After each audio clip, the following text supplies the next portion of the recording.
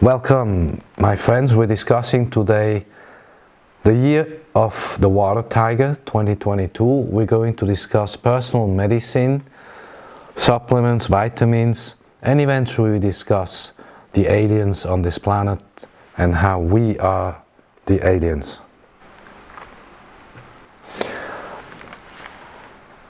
You know, when I was a kid, I was born 2 months premature. I had always lung problems. It's complicated when you have lung problems. You need to really stay with it or you die. I almost died twice, once at age 6 and then one more time at age 12. So I learned, you know, this is complex in my life, that we need to be our own doctors. I've told you this ages ago, as well as we need to be our own bankers. And you know what, also our own lawyers. So we almost have to learn these three things. When it comes to all of these prophylactics, I will call them prophylactics that I use, I'm going simply by the standards of the following criteria. The stuff that you see here is generally antiviral, anti-parasite, antibacterial, anti-inflammatory, and some would say maybe also anti-cancer. In very rare cases, I have to resort to antibiotics. Like if I have an infection, the dentist told me, now you need to do it, don't question it, because I put up a whole fuss, and he says you got to do it. All these products are natural in design, right? There's kefir, water kefir, there is vitamins of all kinds, B, D, all, you name it. And then we even have little liquids that we take every day. I told you I do this every day. Maybe not all of it every day, but parts of it and then other parts, because I kind of switch and change around. Important to know for you that you can grow some of this in your garden. There are things such as turmeric, which is also known as curcuma. You can actually grow it in the house. It just needs light. Put it in whatever, a bag, a wooden container, anything, and it grows. And there will be your turmeric, curcuma. So a lot of these things that we get in these little plastic containers, we can grow them if we know what we're doing. I know a person who grows an actual pharmacy garden, and we can then eat the stuff, put it in soups, in the food, or, you know, eat it raw, basically. So that's the subject of the medicine, that you have to know how to guard yourself against getting sick, that's prophylactic, as well as how to heal yourself in case something goes wrong. You need to know at least the basics. Because I was trained in the military, as I told you, combat officer, intelligence officer, etc. I always had a doctor officer around us. He was a young medical doctor, he was just finishing his degree, and he also had to go to the military like we all had to do, and he, like myself, were actually promoted to have to do specialist type officer school. So he was teaching me all this stuff because he could see every winter I was getting sick, and he said, you can't get sick, you have to stay in one piece. So I had to learn this just to stay alive, okay? So that's that, and now we're moving over, move this out the way, and we're going to discuss why we are the aliens. You know, how did this Earth's history actually happen? I'll talk to you now a little bit about that. Cheers. When people realize and remember who they really are, they understand quickly what I discuss, as certain notions click in and they wake up in a second. Then they ask me, you know, how did I fall asleep? And I answer, you know, in my Pisces manner, it doesn't matter how you went into amnesia, but you are awake again, thank heavens. So today we're going to talk about a number of things: artifacts, steganography, and then Doris Lessing, Shikasta, and all her work, Canopus and Argos. This is a little artifact. It weighs a lot. It comes from I don't know where. Steganography, you know what this means? It's a set of techniques for hiding secret data within ordinary data to avoid its detection. It's used by news channels. So you'll see a headline saying A, B, C, D, and to you it looks like whatever. But to those who know what the words in the sequence mean, it's a signal. And you know, you can look at my Twitter feed at NewMind99, and there I elaborate in long threads everything I'm talking about in much more detail with sources and all that stuff. And in my clips I give you an overview. So for instance, let's take an example, Tucker Carlson with Ted Cruz. That's the latest example that comes to mind.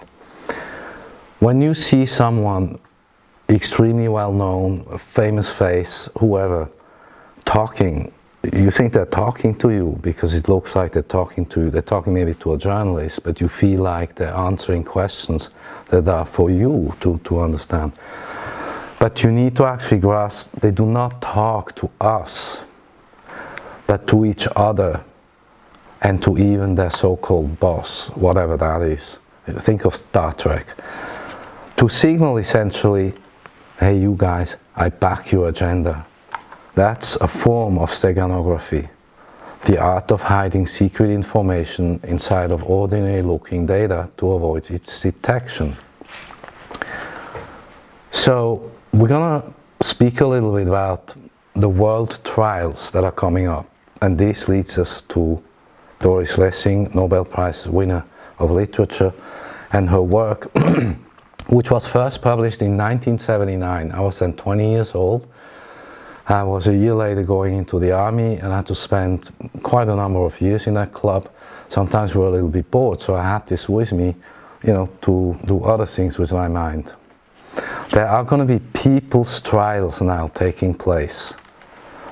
They're not going to be, you know, going to a district attorney in a court in New York City or in some place, wherever, you know, Germany, France, you name it.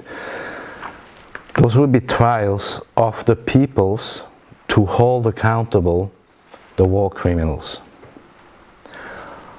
Now, when I talk about aliens and we are the aliens and extraterrestrials, let's make a few things clear. Alien means essentially it's beyond, right? We can't really reach it. It's foreign, it's different. Extraterrestrials are the guys from outside the Earth. And you see, in short, we, the humans that are now here, we were dropped off. We're the product of that. That's why I oftentimes say to people as a joke, we are the aliens. There are mountains on Earth, on this planet here, all over the world. You imagine like Tibet, any mountain you want to imagine. These mountains, the energy, relate to and are still connected to different groups of extraterrestrials. So for instance, the Syrians, the Andromedans, the Pleiadians, and the Nordics. The Nordics, to make this clear to you, are non-aligned to all the rest of it, whereas most of the others are grouped together in what is known as the Galactic Federation. You can imagine that's the extraterrestrial form of United Nations. So they argue there about their trade wars and all their problems, and that's what they do there. Whereas the Nordics, they are non-aligned, right? They are not attached to any of that business. They are, however, at times brought in by the Galactic Federation to be advisors or even arbiters in their conflicts. So in the future, what we're going to see, this is still way out, will be a form of people's constitutions, people's plural, which will mean eventually we will not need countries. This doesn't mean we're going to the notion of global. Forget that word, it's not the right word. I've just told you, they're talking to the others, they're not talking to us. They're using bad words, they're using notions that are meaningless. They mean something to them and to them, but it's not for us. So we should not use their vocabulary, but come up to speak at our level, where we understand each other, and not at their lower level. This also goes into the wingmakers, which is the higher level, even beyond extraterrestrials. What we have as a situation now, I would sum up to say, these people who you think rule the world, the governments, all that stuff, those are vassals or servants, and they obey the summons of a sovereign. So the question always is, who's that sovereign? You must understand, we came from a technological environment millions of years ago, hundreds of thousands of years ago. We came from that technological knowing, and we were designed, and we are designed to interact with this higher extraterrestrial technology. You need to also understand we were abandoned here, like shipwrecked. So we're living in this hybrid world. We have to build houses, we have to wear clothes. We're not really designed for the frequency of this planet, but we have to then figure out on our own how to do this.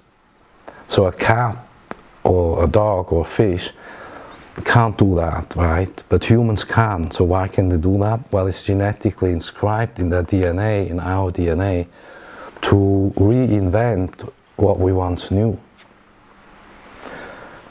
So again, we come from this other knowing. We are not going to it, we're not going to the artifact, we come from it. Again, remember, we need to be our own doctors, our own lawyers, and our own bankers. So, Lessing, this is where it gets interesting. She wrote a series of books, 5 of them, I have 4 here. It was called Canopus in Argos series, right? The 2 that are almost partner books is Shikasta and the Syrian Experiments. This is the same story, but where she tells you the entire history of mankind from these 2 situations. Those were 2 groups of extraterrestrial who were to some degree in conflict with each other. They had decided, we're going onto this planet and we're going to do our stuff here, our experiments, whatever it takes. And they had agreements. They said, you take that part of the world, leave us alone, we have this part of the world, and we leave you alone. That was the deal. It didn't work. Eventually everything got mixed up and they got in trouble. She also wrote another book called The Sentimental Agents in the Volian Empire. And thereafter also, this to my view is the best book of her, is called The Making of the Representative for Planet 8. Now, what did the Nobel Prize winner for literature really talk to us about? One could say this is almost the biography of an unknown history, or a biographical history, sorry. And this was written from her recollection by the agents of Canopus. Now let's stop here a second. The way she wrote, you ask yourself, where did this woman know this from? Who taught her this? We do know from her biography that she was taught by the Sufis and also by the Theosophists. She was definitely inside of these 2 setups. She had masters that taught her a lot of secret, hidden stuff, of which they still have documents. One could ask, were they supposed to reveal this obfuscated biography of the Earth? Maybe not. But she just grabbed everything and turned it into this fiction package.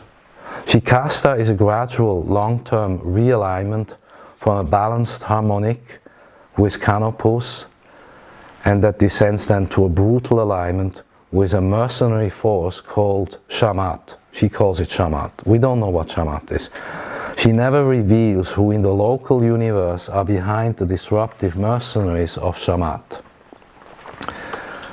However, through the eyes and accounts of the agents of Canopus and the assets of Sirius, the shadow effect cast upon the Earth planet from these forces of realignment is detailed and documented.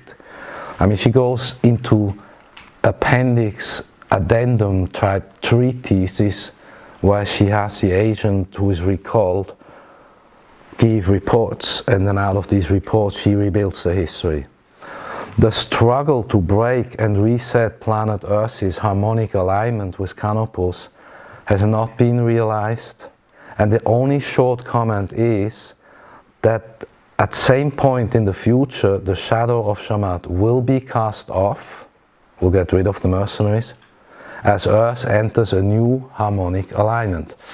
So I've told you as an astrologer, I feel that now, next 100 days, 2022, into the 11 to 15 of April, thereabouts, Jupiter, this massive planet, is going to go in line of Neptune in Pisces. So we talked about this, the exaggeration of all the stuff. The best stuff is the higher learning, awakening, awareness, consciousness. And on the worst side, there is, dystopia, hysteric behavior, hysteria, euphoria, anything irrational.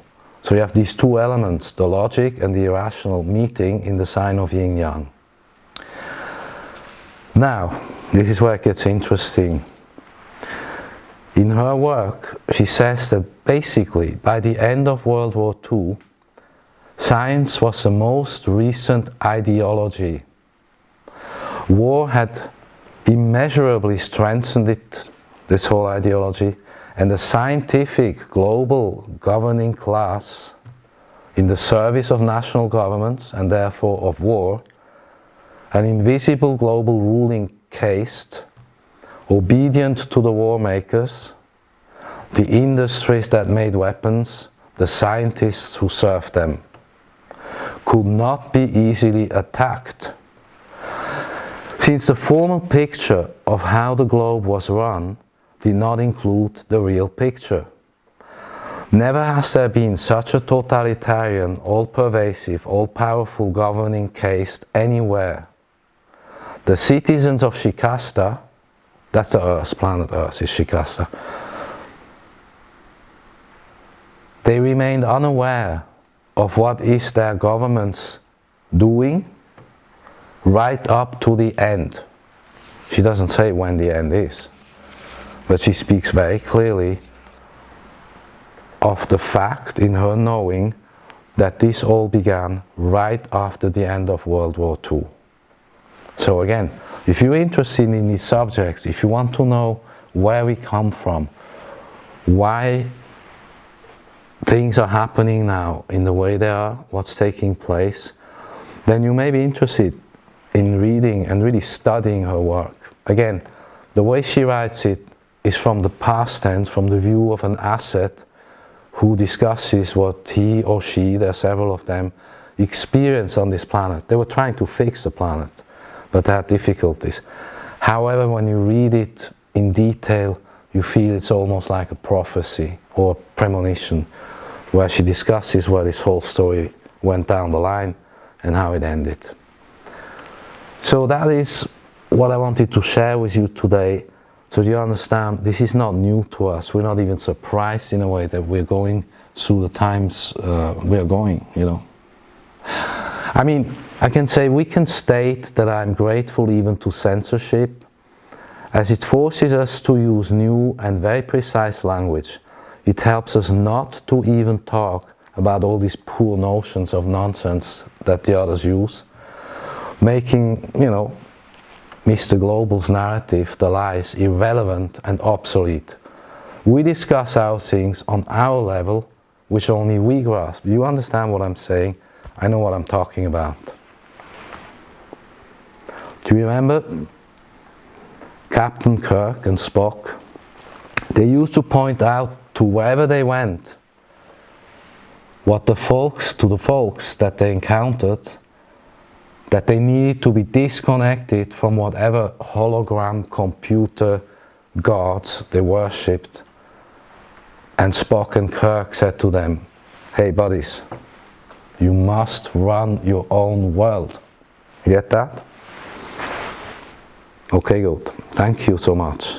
Oh, and hello to Cliff High. Thank you for everything he does. Thank you.